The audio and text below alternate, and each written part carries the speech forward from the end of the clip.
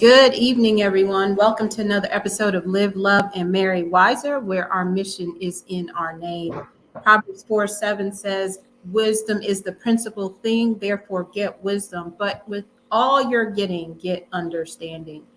We pray and we plan and we prepare every episode for you to access wisdom for your life and relationships through all of our hosts and guests.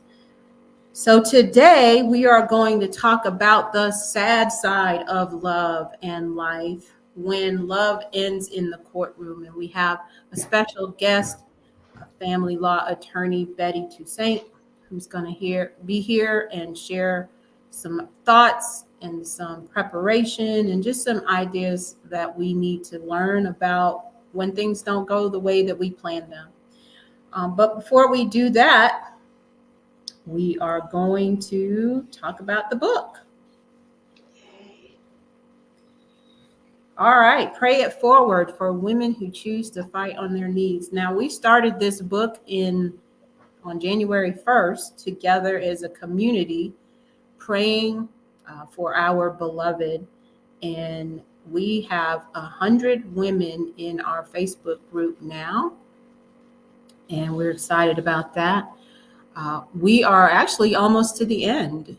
Sabbath is the end of our 62-day journey of prayer and fasting and intercession and praise.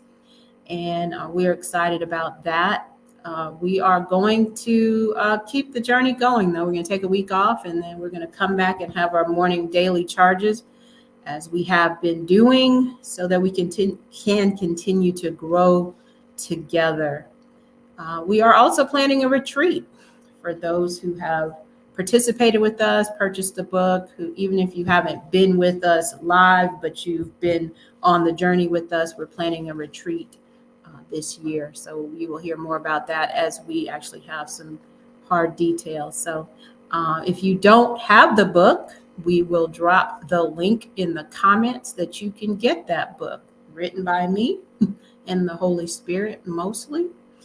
And it is a devotional for women who want to pray specifically for their beloved. It doesn't have to be your husband, your son, some man in your life, your father, your son, your brother, uncle.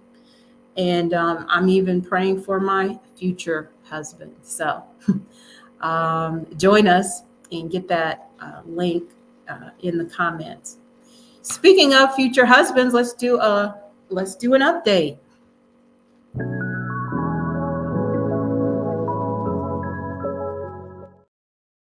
I love that little jingle. Yeah. Shout out to Teddy Harris, my nephew, for composing that little jingle, as well as the countdown music. And so excited about that. We're just trying to upgrade our whole situation here. So we are, let's see, I'm in probably week 2 or 3 of my relationship coaching process, my 12 weeks. Which will be a lifetime probably. As he said, most women stick with him even after they get married. But it's been an interesting journey, and I'm really enjoying it. Pastor Leggett, who was on an episode last week, and we'll link that up here above Onita's head. So for those of you who didn't see last week's episode, you missed a treat. We were cracking up. It was funny, but he was dropping a whole lot of gems. Yes. You want to go ahead and check that out. But he is actually coaching me. He's a relationship coach, a life coach for women, and he is coaching me on this dating process and just preparing for that, and some things that I need to grow and learn. And it's been quite a journey. I think that what we're working on now is basically after we did the list, the characteristics, and I kind of figured out my profile and all of that. Then I had to pick the top 5 things that were important to me and basically write statements that reflected that desire in the man that I any man that I date, really, and the man that I want to marry. But basically, you're going to be communicating these things to that person. And he calls it a real man statement. And so I had to formulate those, and they're very interesting. I'm not going to share them here because I'm going to keep that one to myself. But they're very interesting when you say, I want a man who is, let's say, a hard worker, and you talk about, you really want to make it just robust. And so you talk about what you want, and then you talk about your response to getting that. So if I have a man who's a hard worker, I'm going to be whatever to him. And then he's going to be so blown away by that he's going to be happy forever, or talk about me all the time, or whatever. So it's kind of a response thing. It's not just, I want this. It's like, I want this. And if I get this, this is how I'll respond to that. And so, I did mine drafts, and Pastor Leggett helped me to tweak them so that they were more powerful and just more enticing and engaging. So at some point down the road, I will share those, but I'm not going to share them right now. Maybe when I meet him and we already get past that, and I'm like, this is what I said to him.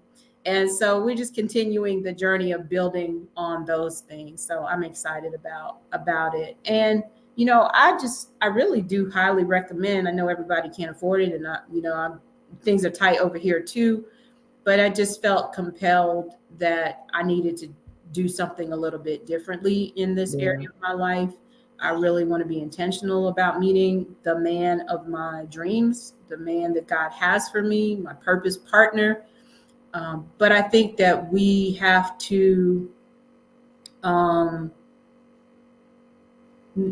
there's some things you just can't do on your own. And sometimes you just need someone to help guide you and show you a different way of thinking and a different way of being. So for sure. That's my update for this week. That's awesome. Again, who else better to get the advice from than a man? He's like giving all the tea. Like, you got the inside track on it. So yes. I talked to my college daughter today, and I told her, go back, share with your friends. She had a situation happen just yesterday that I was like, had you been listening? Did you listen to the whole episode? I told you. Take notes. Take notes. I was like, share it with your friends. This Absolutely. is the inside track, okay? Absolutely. So that's the lowdown on the update for today. Well, Onita, thank you for joining as always. Today we have more of a sobering conversation, but it's still an important conversation, even though we have learned that divorce, the numbers that we've been hearing about divorce all these times are not really accurate, like 50% and all that, even in the church. That's not true, but divorce still happens. Child custody still happens. Co-parenting still happens. Bad stuff still happens when love ends in the courtroom and not to get married, but when love dies in the courtroom. And we have a special friend of mine, but also she's a family law attorney here. And I would just like to bring on my friend, Betty Toussaint. Hi, Betty. Good evening, everyone. How are you doing? It's been a long day. Were you in the courtroom today? I was not in the courtroom, but I was in everybody else's office. So it was a full day. All right. Cool. Well, we're happy to have you here. And Betty's my friend, but one of the reasons that I asked her to be here is because she, on her YouTube channel, which we will drop in the comments for you to have access to, drop that link in the comments. She also on Instagram as well as Facebook, she does these like tips, and she does these like little snippets that I just used to love watching, just talking about how to navigate this world of legalities when, it started with love and now it turns into, not so much love. and all of the things that go around that. So I just thought that it was really important for us, as we're talking about living and loving and marrying wiser, we realize that there's a bad side to that when things go wrong. And we want to be educated. We want to be prepared. We want to make wise decisions, even in those difficult times. And I just thought Betty was the perfect person to come and share with us. So we're happy to have you here. Thank you. Thank you. Good. Can you tell us a little bit about yourself, your background, how you ended up in family law, whatever? All right. I will try to keep it short. As far as my background, I started practicing as a prosecutor in Sarasota, Florida. And after about 3 years, I was tired of doing what I was doing. Not necessarily tired, but I had some life changes that required me to make some additional changes when it came to my career. And I ended up going into family law. I figured it shouldn't be that difficult, right? Whew. What made you think that? Yes. And it's amazing when I think back that even though I was doing family law, my clients ended up picking up charges, against their spouses, domestic violence, violating restraining orders. And so I still found myself in both worlds. Yeah. And so that's really where or why I started doing a family law. And since then, it's just continued to grow. And as far as what I do now, a lot of custody cases, but what I realize is that if I'm going to do this, I need to not only do the educational piece and the advocacy piece, but I also have to do the other half, which is really be a counselor at law, right? And get my clients to understand that there's a different way that you can parent. There's a different way that you can end this relationship that you're in that doesn't have to be as ugly as people make it out to be. No, that's great. And I really love that. And I'm just glad there are people like you doing this work, because I know it's hard. And when you have your own family and your own children, and then you have to deal with that kind of situation, that toxic situations, it can just kind of bleed over into your own personal life. And so I appreciate that you are there on the ground helping people to navigate this. Thank you. Thank you. We do our best. Well, I want to start off with, and we'll just kind of go back and forth asking you questions. And if there are things you just want to interject, then please do that. I just want to ask you, first of all, just as a kind of an umbrella, what are the most common types of cases that you handle in family court? Well, right now I'm finding a lot of single, when I say single parents, individuals that are not married that are fighting over the custody of their child. So that tends to happen quite a bit. And so in the past, you had people believing that fathers didn't have rights, or that the courts were going to automatically give the mother custody of the children or the child, but that's not reality. And so right now, a lot of men understand that they do have rights. And so I have a lot of fathers that are coming in and asking for help with getting custody and visitation rights for their child.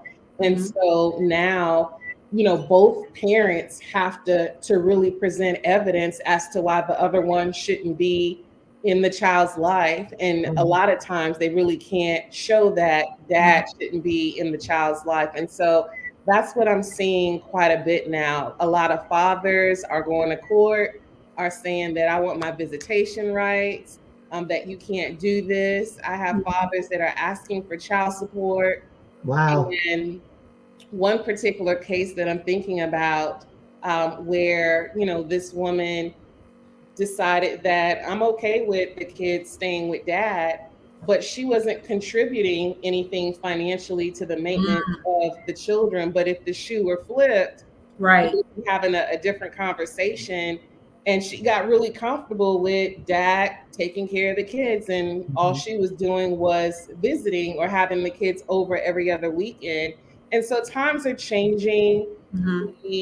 The role of, who is the primary caretaker, that's changing, because as women we work, and you have dads that are taking an active role. Some of them are taking an active role in their child's life, and so it's having a trickle effect in the courtroom as it relates to who's actually coming to court. Mhm. Are you representing a lot of men? Yes. That's what I was thinking, because I heard you. I was watching one of the old little clips that you did, and you kind of talking a little bit about what you just said about men having rights and that. So how is that? Did you expect that when you started off, or were you representing women and now it's just kind of shifting, or has it always kind of been that way?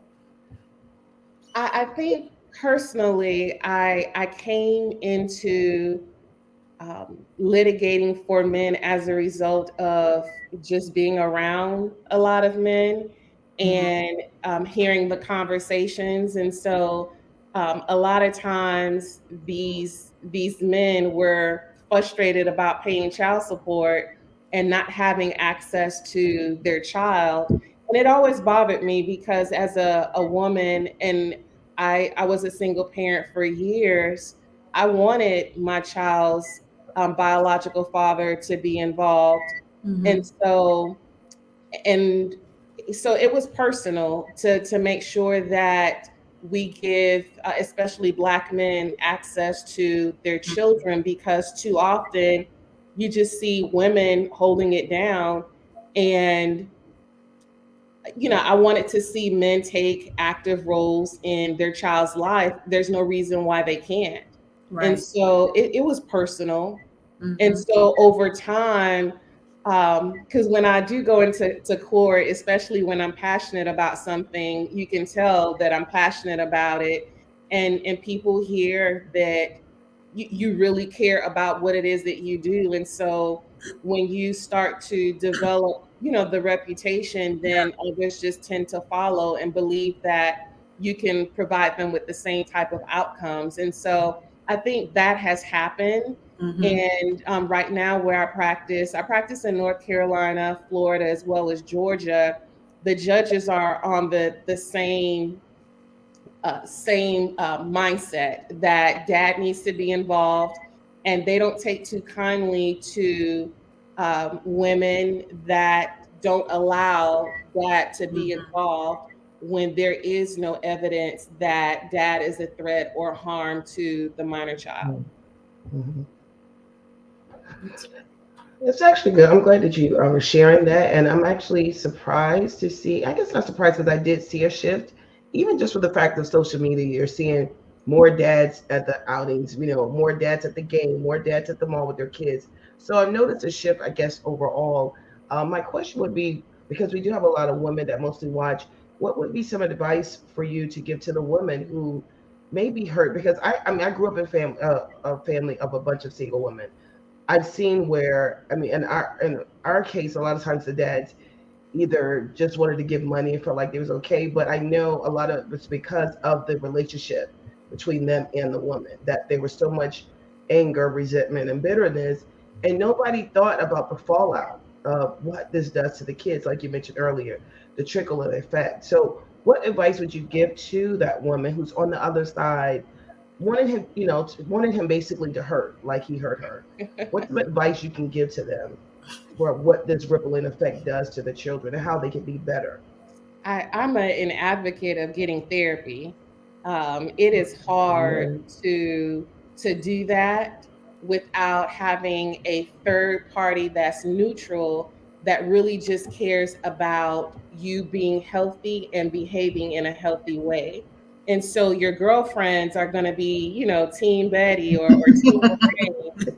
And so it's hard for them to be objective at times. And so having someone in place that can really help you to understand your feelings, call you out when you need to be called out, because a lot of times, and when I say a lot of times, I mean the majority of the time, when mom doesn't want dad to be involved, there's a girlfriend somewhere in the picture, Mm, mm. somewhere. And so there are these Wow. unresolved feelings that are getting in the way.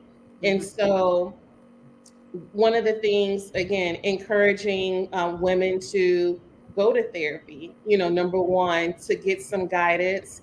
And also, if you're not able to communicate with the other parent effectively, there's something called Family Wizard, where the communication is through an app, where text messaging, anything that is related to the child is uploaded to the app. And if you are needing to text the other parent, then if your tone is off, if you're using the wrong words, the app will say you might want to rephrase this, Wow. because a lot gets lost in translation when you're Uh-huh. texting. And so the app looks at what you're communicating and will tell you, no, don't send that. And it does. It does. And so, but there are tools out there to help individuals navigate through the separation, or having to be able to co-parent without living under the same roof. So those are two strategies that I would suggest. And then also mediation. Mediation is a tool that's used to come up with a scheduling plan. And so that way you can avoid conflicts. The more detailed your parenting schedule is, the less conflict that you have.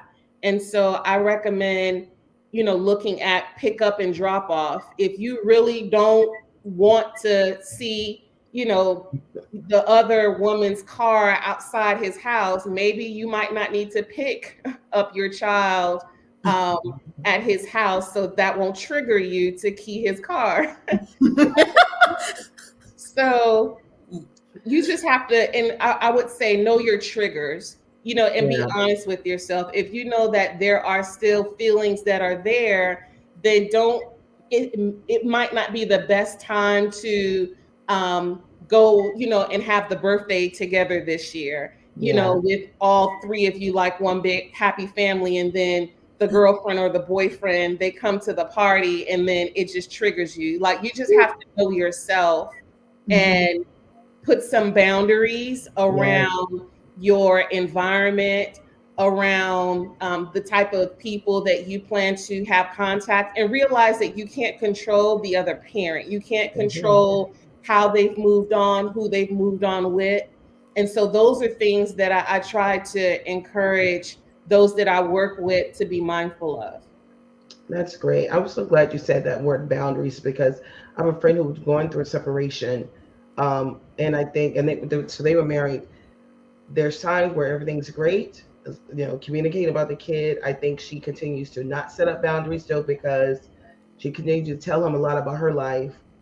And so it kind of leaves this open until when she sees him moving on, he ain't told her, then this anger and this stuff comes back up. And then it's this cat and war, and it's like, I think key word is boundaries and being honest about what you're feeling. So I'm so grateful that you said therapy. Really do that. And the mediation part, which I ain't gonna lie, growing up, I wish some of the people in my family did mediation, because we were there for the arguments and the foolery that went on. I mean, I probably witnessed a crime or two, but I I can either confirm or deny. But I think those are all great tips, and just I'm glad that you're doing the work that you're doing, and you're here today, giving this perspective on how people can kind of proceed better and help it so that the children's lives are not so negatively impacted. Have you had to deal with any cases where they had foster or adopted children in the home? Foster Yes. kids or adopt? Okay. Yes. And when you have adoptive children or children that are in foster care, usually these are cases where a child has been abused, neglected, or abandoned.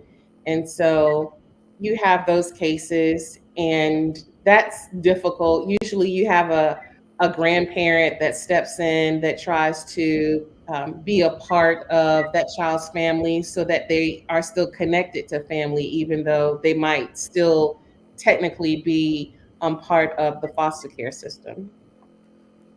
I want to kind of start with, I mean, we've already started, but I want to go back to just kind of starting with the two people, the husband, the couple, and look at when that starts to break apart before we get to the children, divorce.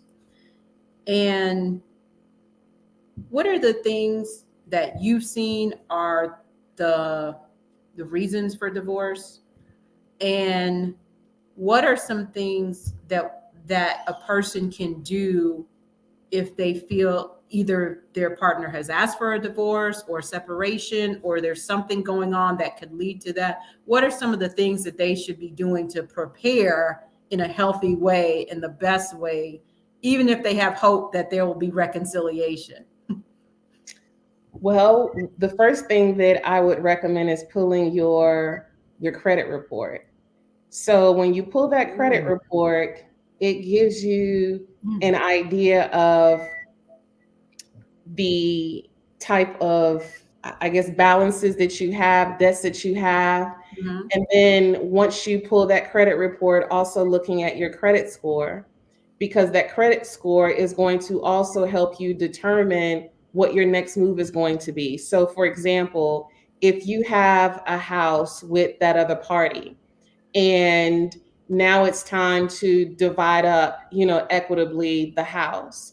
So if your spouse wants to leave you the house so that they can just get out of it, you might think, oh, that's perfect. However, their interest in the house, their half, you have to be ready to write them a check. And if you don't have the credit to be able to get some type of a line of credit or a loan to be able to buy them out, then you run the risk of having to move out and not be able to keep the house if you can't maintain it. So that's one. And then also, if you are in a situation where you've never had credit or your credit is bad and now you're separated, well, you have to now go look for a place to live. And so a lot of these apartment complexes, they want to see that you're making a certain income, or they want to see that you have good credit. And if you don't have those two things, then you're stuck. And so a lot of times, people end up staying in relationships longer than they'd like because financially they can't be independent. Wow. So that's one of the things that I would recommend, is that look at your finances and be honest with yourself about what it's going to be to go from a two income household, or a household where you are the dependent spouse and the other spouse is the supporting spouse. If that spouse is no longer the supporting spouse, then what is your lifestyle going to look like? And so that's one thing to consider. The other thing to consider as well is, if you aren't working, making sure that you find work, and making sure that if you have kids, that you have started to develop a social support system that's in place to help you with your children. Because when you start working and that other spouse or partner is no longer in the picture, you still have these kids that need to go to school, that need somebody to be with them for aftercare. And so these are things that you have to plan for. And that plan has to be put in place before you make the move, in order to avoid not just stress on you, but stress on the children, not knowing what's going on, or what's next. And so those are some of the things that I recommend that people be aware of. And then also being aware of your spouse's finances, how they're spending, the type of debt that they're getting into, transfers, so that you have an idea of their not just their financial situation, but if there is a third party in the relationship, the finances will usually lead you to down that path to find the answers that you're looking for, because any relationship that you're in is going to cost money. So can I add one quick thing about that? Because I do real estate, and you're so true. That's how I've seen it, where the wife found out because her husband, who always said, we don't eat out, we shouldn't eat out, you need to cook. She noticed a credit card bill is coming in, all these restaurants, like he'd been going to restaurants. The other issue, as it came to a head and they were going to get a divorce, was knowing the insurance, what insurance they have. I would like to add, and also any retirement accounts. You've been together 30 plus years, like knowing about this stuff and making sure that, in this case, this particular husband had even taken her off as beneficiary before they started talking about divorce. She didn't even know. He had put it to another family member. But as she started to dig down this rabbit hole, it's like he'd already started to make his way out. So I would say if there's any woman listening too, you should be, if you're in a marriage, I think you should know about these things already. But some people just trust and say, well, he handles all of that. But yeah, finding that out the hard way. I think that's a great point. And I was going to say similar, that even if there is one person that handles all of the finances just on a day-to-day basis, everybody needs to know what's happening with the money. And you're just like, well, I don't know anything I don't understand. Well, you just have to figure it out and learn, because not only in divorce, but in death, there's so many women who are left stranded because they don't know what's going on with the finances. They don't know what to do. They don't know how to handle it. They don't know what they have, what they don't have. And so that's a really important point. I want to stay in this area, but talk about people who are living together but not married.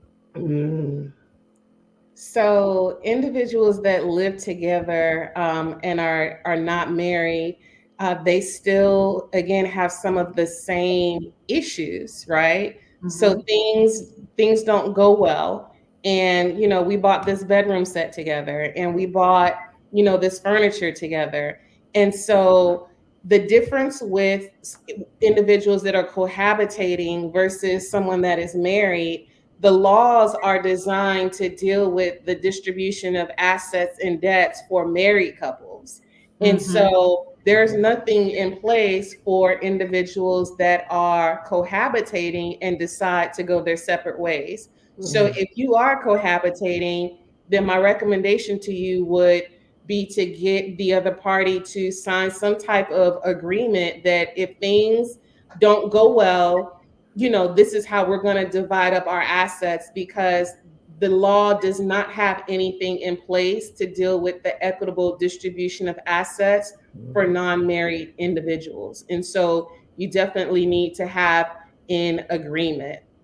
So that's one where, again, if you don't know what is happening as it relates to if one person is supporting the other through school and you're not working, you don't get alimony if you're just cohabitating together. You don't get post-separation support. And so we need to be mindful, when we decide that, well, I'm going to support you through school because I trust that you're going to do right by me later. Unless he, has put a ring on it, or she has agreed to, go ahead, to the courthouse and make it official, that person doesn't owe you anything.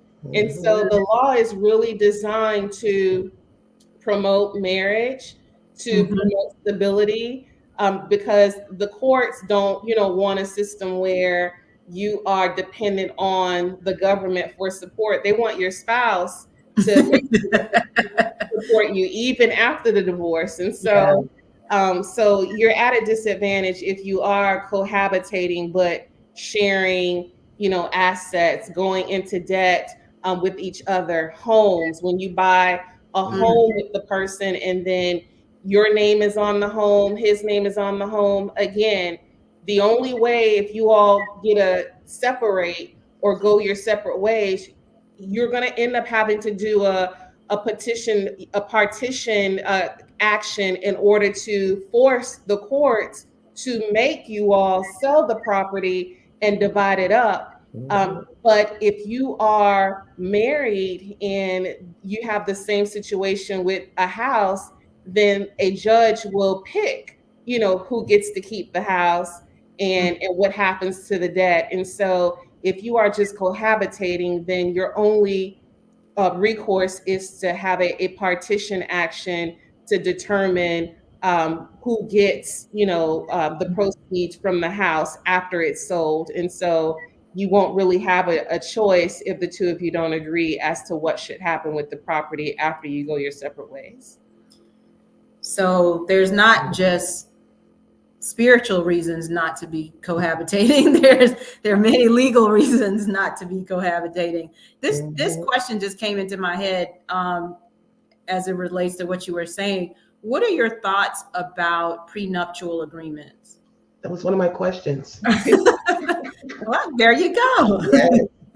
Yes. Prenuptial agreements, it makes life easier. And I'm torn, between prenuptial agreements, because people think that if you enter into one, then you're automatically, assuming that you all are going to break up or you're going to get a divorce. However, from the legal perspective, it just makes things nice and simple if things are already in writing. Yeah. And this is what happens if things don't go according to plan. And so I'm torn. I'm not against it. Even as a woman of faith, I would never tell someone don't do it, because life happens. And when life happens, then what? And so you can go with the best intentions, but you can't control anyone but yourself. And so you can't control if the other person no longer wants to be in the relationship with you. And so, to go and think that it could never happen, you just don't know, because even within marriage, you're still growing. The person that you were when you said I do is not the person that you become 10 years from now, or 15, or even 3 years, because you're constantly evolving, you're becoming wiser. There are needs that you have that change over time as you grow, as you become healthy. There's some habits that you no longer want to participate in.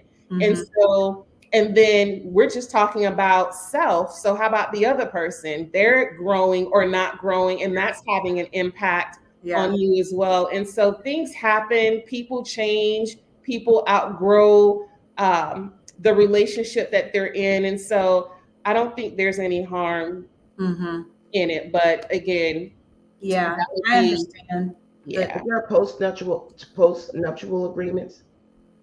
We call them separation agreements.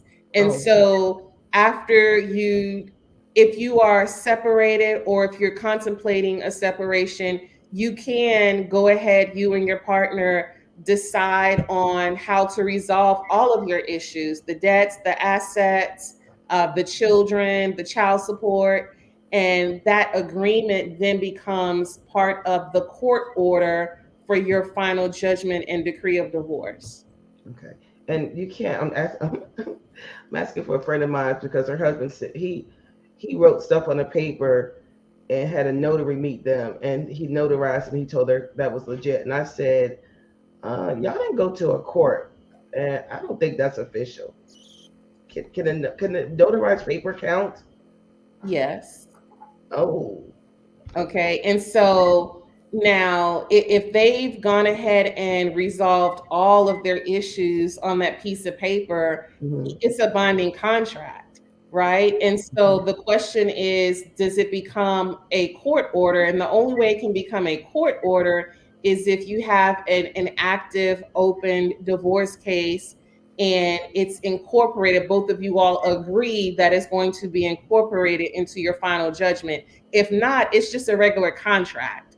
If I sign something agreeing to do something and all of the elements that are needed to have a binding contract, then if somebody reneges on that, then what ends up happening is you sue them for breach of contract.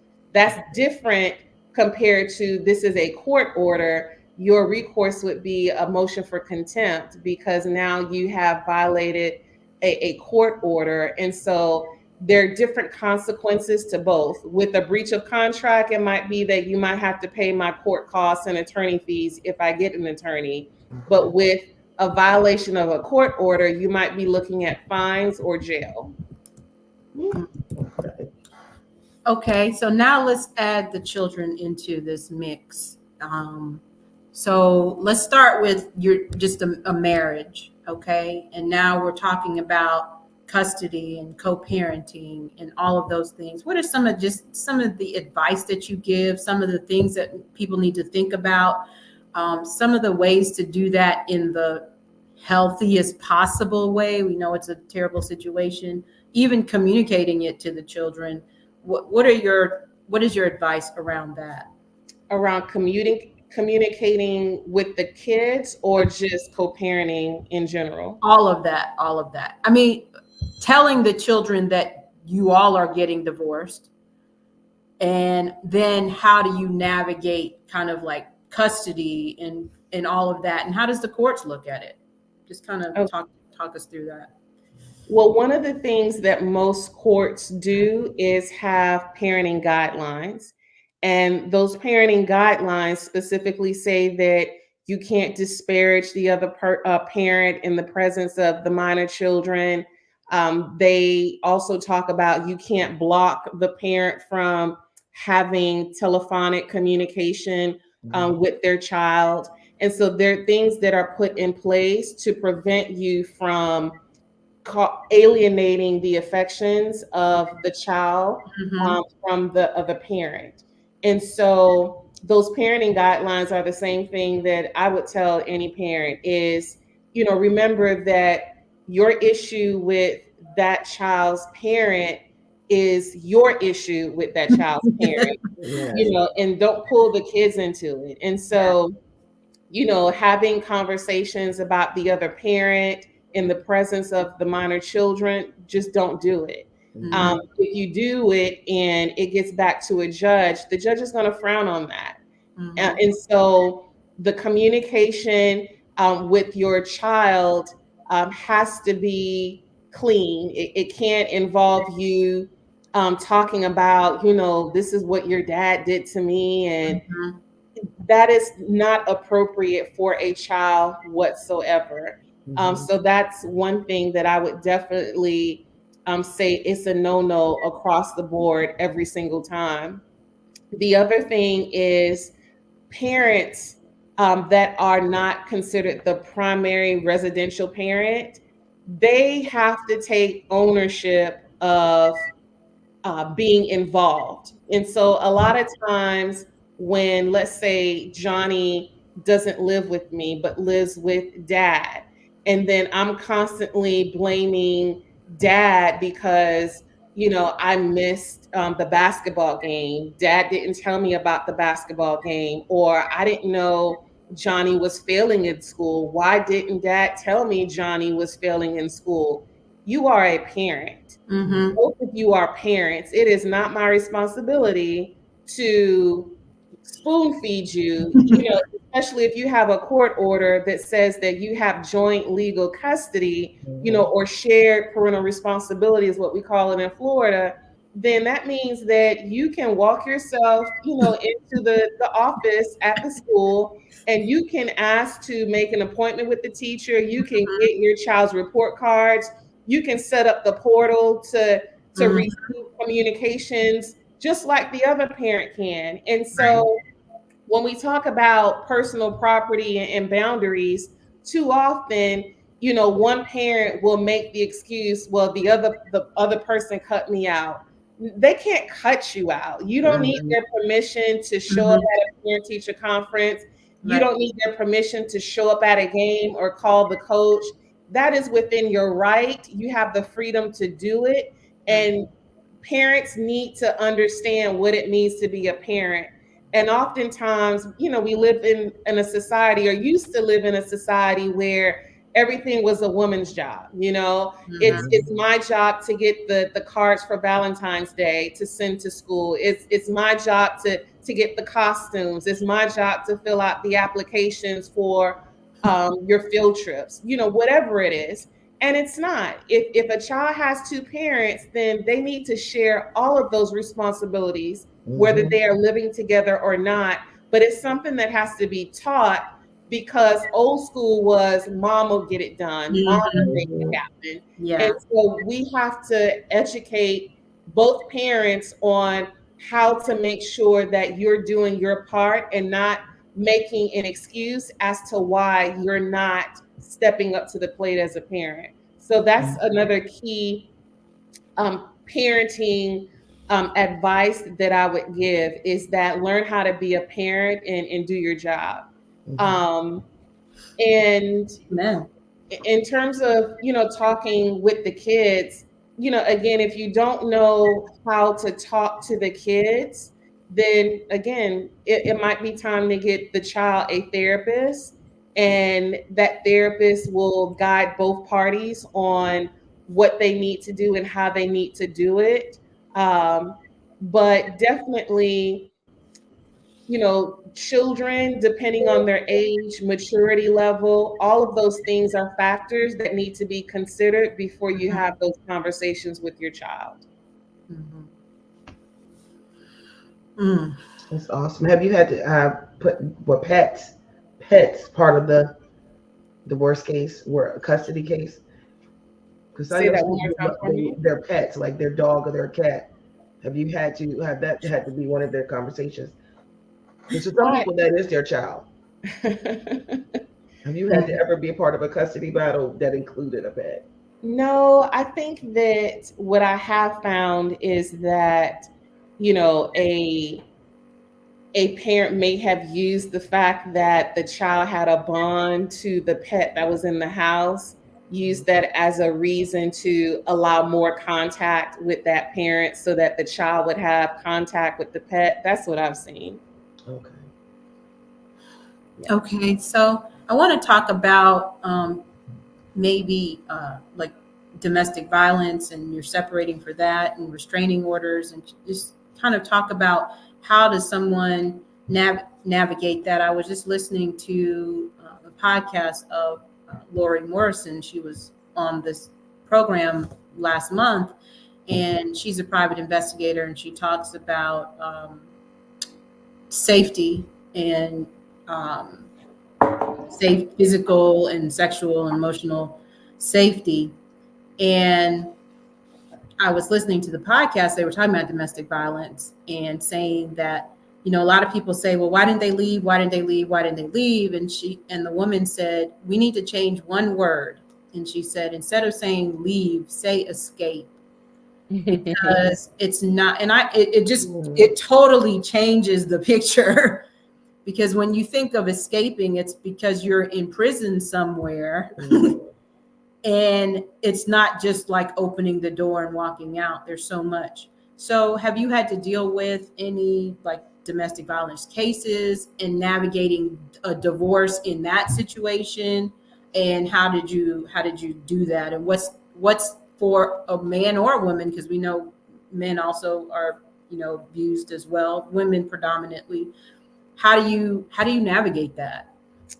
Well, definitely a safety plan is a conversation that we typically have to have with a client. And usually DSS has already been involved if there are children in that relationship, and DSS or I think they call it Department of Social Services.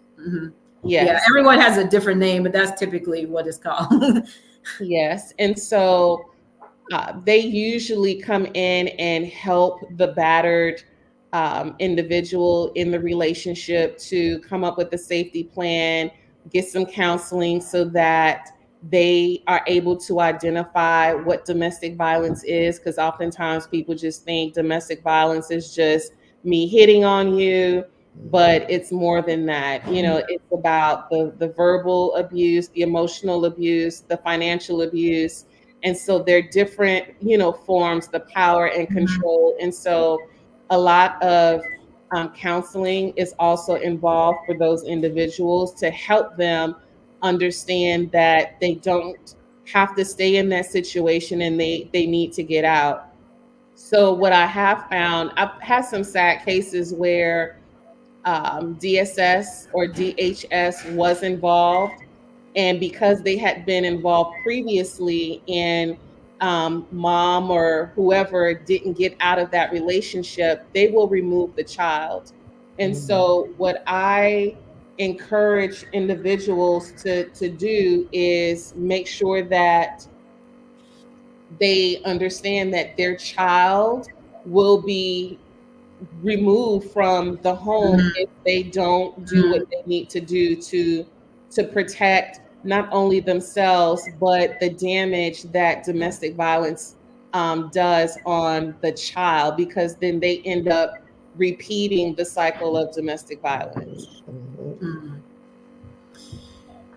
And also on this podcast, she was just saying that even when a woman, we'll just say a woman, is able to escape, she's still in danger for typically up to 2 years after the breakup or after the divorce, because the story that they were actually talking about was the woman had been divorced from this man for several years and was with someone else, and he was with someone else, and the ex-husband and his wife ended up actually killing the woman. So it wasn't, you know, so even when people escape it, it's not like the danger's over. I mean, the person doesn't like magically disappear. They still know where you are. They can still find you.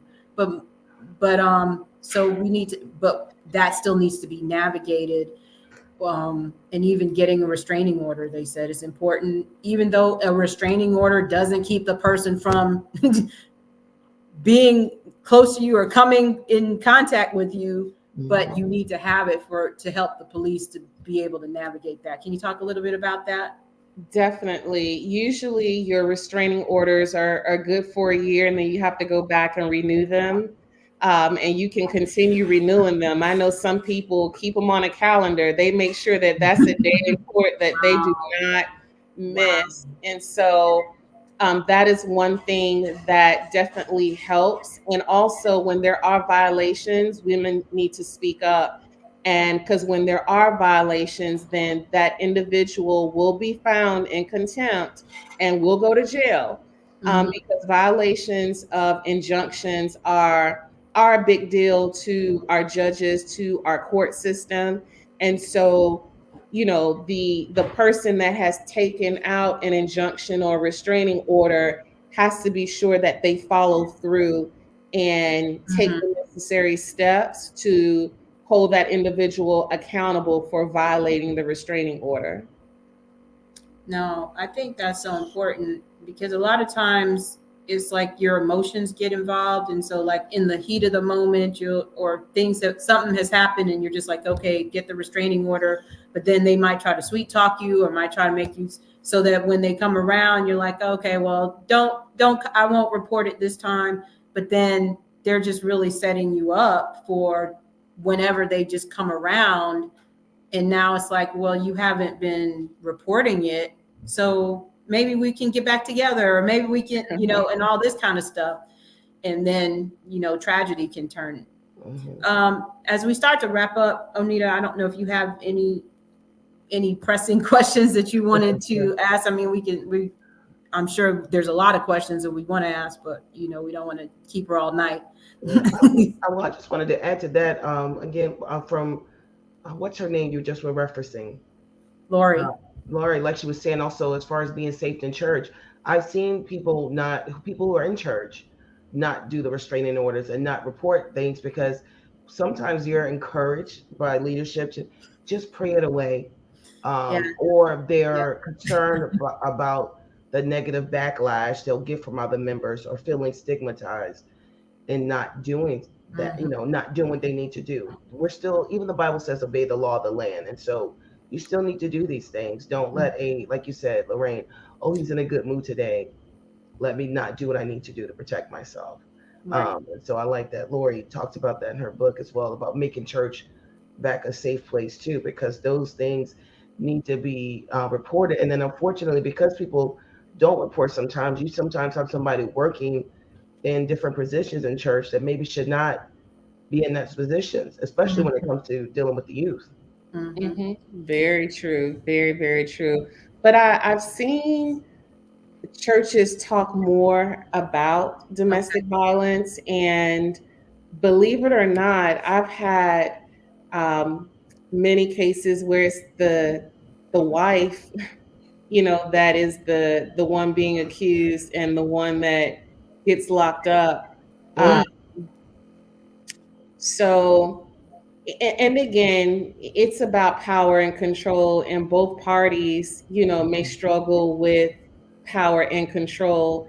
And so that's why I love the book Boundaries, because it really helps to know what you're responsible for, what the other person is responsible for, when it comes to not just personal property, like physical personal property, but emotions, responsibilities.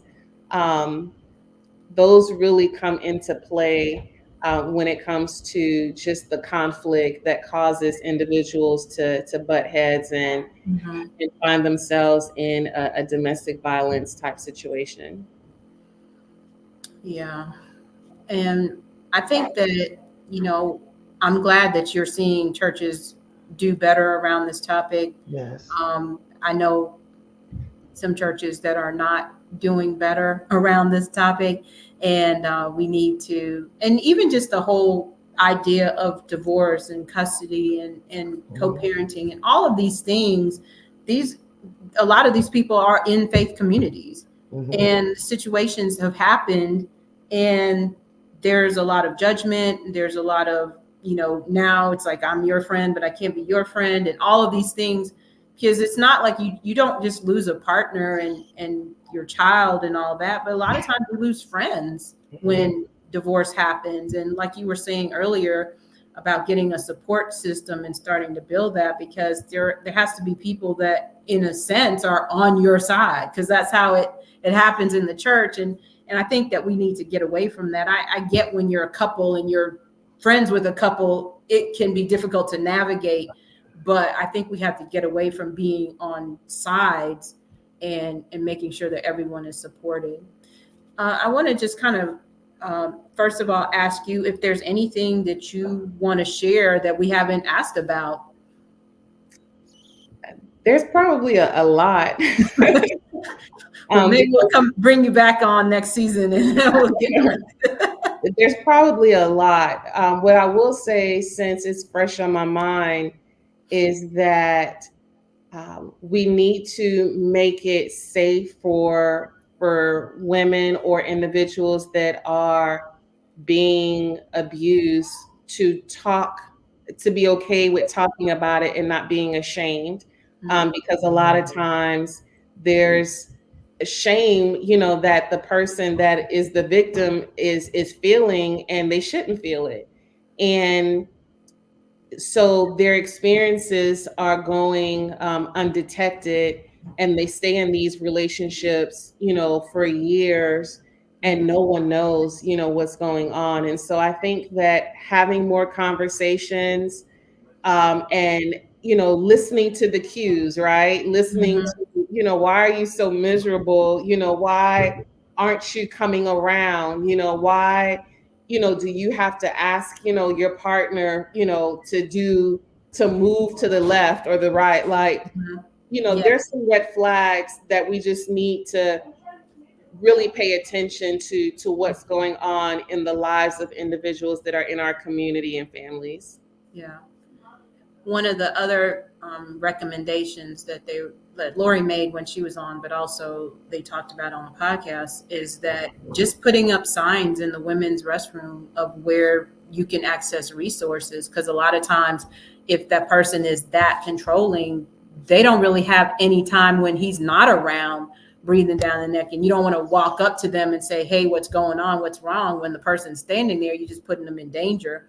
But if you have just a sign in the bathroom, if you're experiencing this, call this, it's anonymous, and just so that people have access to resources. And that's pretty much easy enough just to get posters that they have them. And also she talked about connecting like leaders of the church or people in the church with resources that are already out there, and vice versa, because sometimes churches don't even know where to refer. Even if they want to, they're like looking at not the phone book, but like scanning Google, trying to figure out what the resources are. But if we knew in advance, we could have that in place and even have a safety team, which that's a whole different program, but we'll get into, but having a team of people, physicals, emotional, psychological, all of that kind of helps with that. So Betty, I just want to wrap up with this. If someone is kind of in that, they're not necessarily already headed to divorce and breakup and custody and all of these things, but they're on the edge, what would you recommend to that person first to try to maybe abate that and not go that direction? But how do they prepare for that situation in the best way? I know you talked about, the finances and all that, but maybe some of the emotional and practical things that they might need to do in addition to prepare for that, to make it easier when they get to court and when they get to you. What's going to help you help them? They have to figure out how to get rid of the rage. Because when they get to me, there's a lot of rage, there's a lot of anger, and they want me to match their energy. And that's not helpful. I'm not here for that. That's not helpful. Where they want blood, and so there are times where I'm not in a place to be able to help. If you want blood or you want, numbers to the hitman, like I'm not. Destroy him, destroy her. Yeah. And so I really think that that person just needs some time apart to just take some time to heal, because, once you have actually, made that decision to be separate and apart, I think that's a great opportunity for you to just heal and for you to just figure out, what your next steps are. And you don't have to rush it. Okay. That's the thing. It's like, there's no need to rush. And so that would be one of the things that I would say, is that don't feel like everything has to happen like ASAP this month. You spent almost a lifetime, 10 years or whatever the number is, building something with someone. And it's going to take time for you now to build something on your own.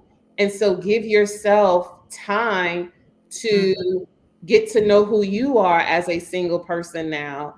Give yourself time to, figure out, what you want to do with your future. If you want to continue being single, or if you want to, be married, and what can you learn from the relationship that didn't work out? Because if you don't figure out those pieces, regardless of who you end up with, you still bring yourself to that relationship. Right. And so it's really important to just take time, during that separation process, just take time to heal. And I'm a proponent of prayer. and just spend time, with the Lord, asking the Lord for direction, insight, healing. And that's the best advice that I would give anybody, because at the end of the day, if things don't work out, I don't want for anybody to hate the other person. Yeah. I still want them, because the longer you hold on to that hate, you don't heal.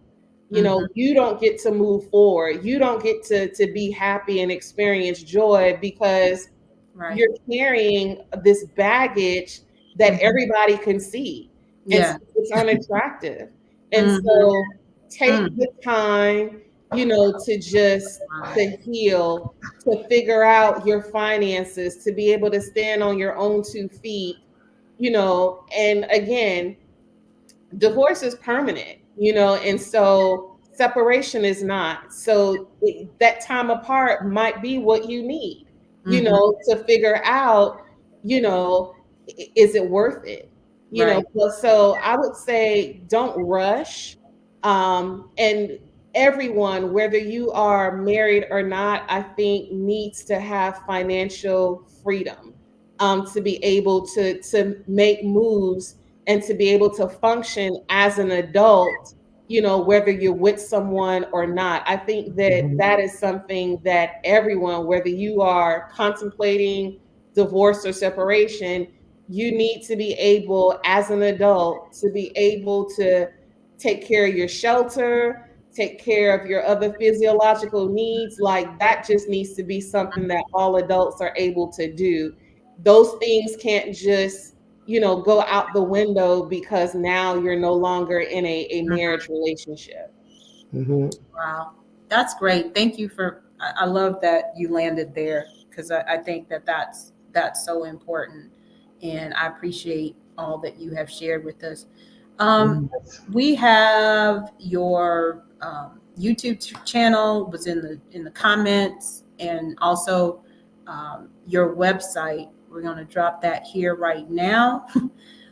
If you are in North Carolina, Georgia, or Florida, and you need to talk to an attorney because you're having some family challenges, call Betty. We want to promote that.